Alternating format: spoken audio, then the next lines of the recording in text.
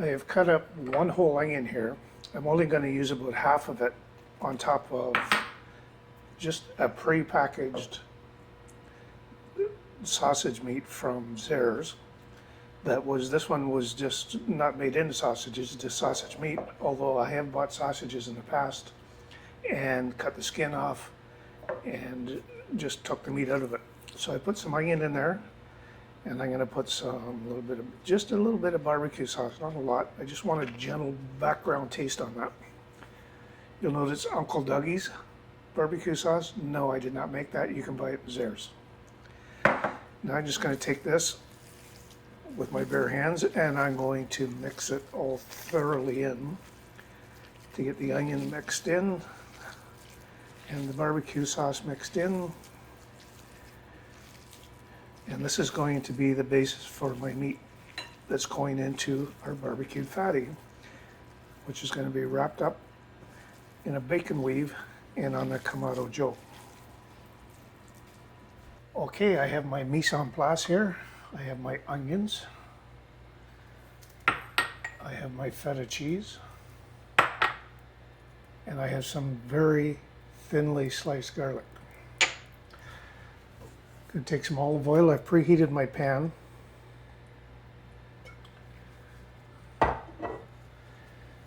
And I'm gonna saute the onions.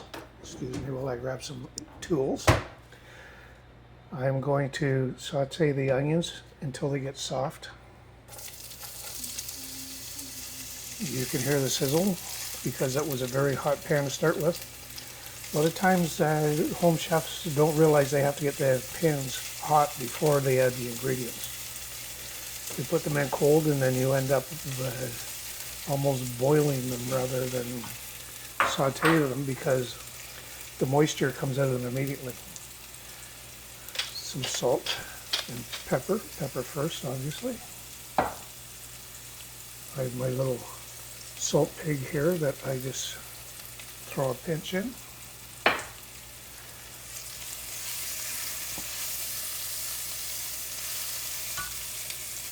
Just when the onions get softened, that's all I want from them that's when I throw the garlic in. And you want to be very careful you don't burn the garlic because it becomes bitter. You just want, when you start to smell the garlic, that's when you want to add other ingredients and slow down the cooking process, which is very fast right about now. My spinach is now going to go in, and I just want to wilt it down a bit. We're not cooking that a lot, we're just going to wilt it down, mix it with the onions and the garlic and the olive oil.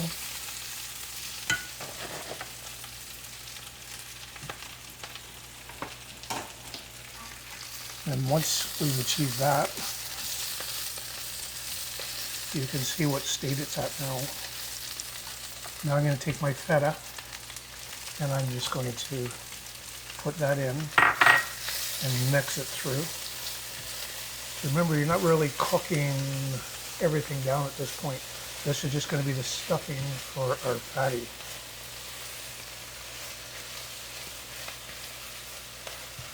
And that's it. I'm going to take it off the burner.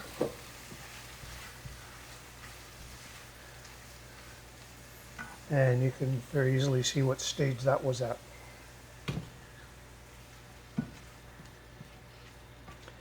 Now I'm just going to let that cool off a bit while I prepare the sausage stuffing on top of my bacon weave.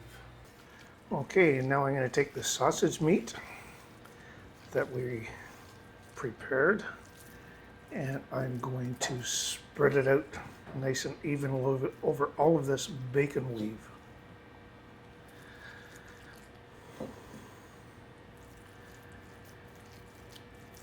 Just make it as thin as necessary to fully cover the bacon.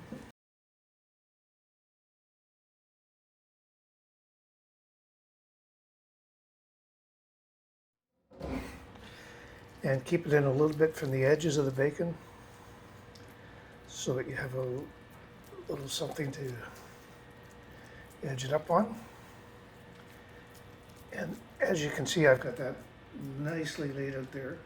I'm just going to make a slight push in the middle and push it out towards the edges. So I have a bit of a trough here to put my filling in. I have my stuffing here. I'm just going to take this and spread it out evenly across my sausage meat on top of the bacon weave. And this smells awesome. If you can only just be here to smell it, just incredible. Okay, as you see, I'm making it up into a little bit of a mound because that's the way we're going to wrap it up. Now I need to take this very delicately, like such, and lift it over. Little piece comes out. Try to escape, back in there.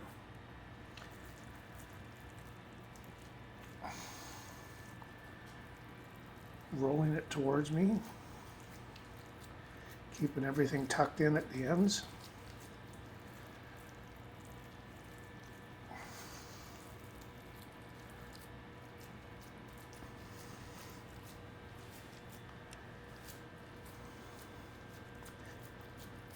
I don't know about you, but that looks like pretty awesome to me.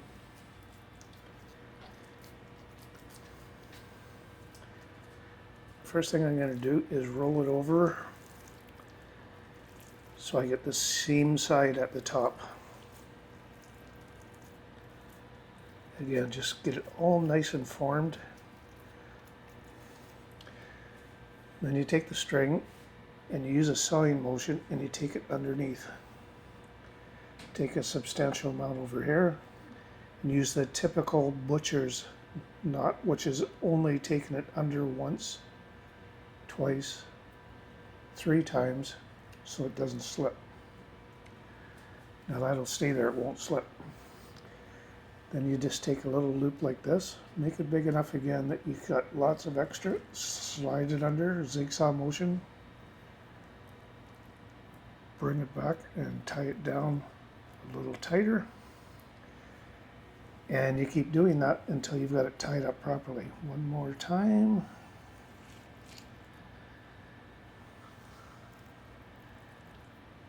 Notice how I pull it well over to this side so that when I bring it back to tighten it up.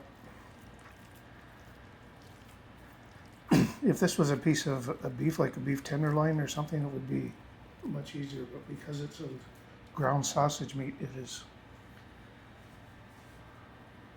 way more.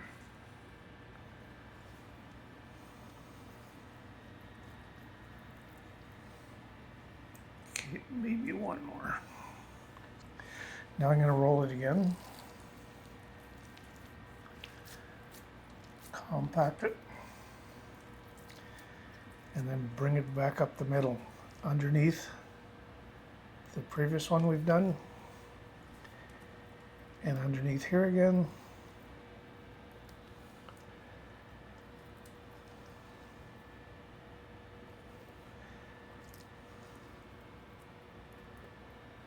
And then you can just tie it off there.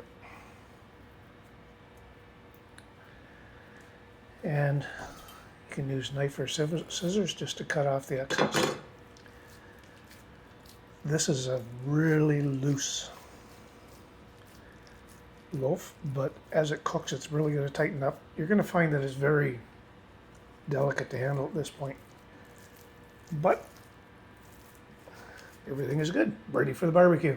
I have these wonderful barbecue mats that make it so easy to take a production like this on and off the barbecue. And I'm just going to slide it on there.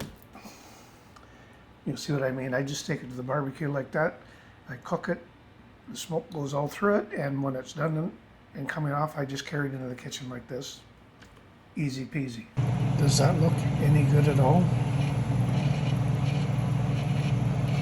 Just looks amazing.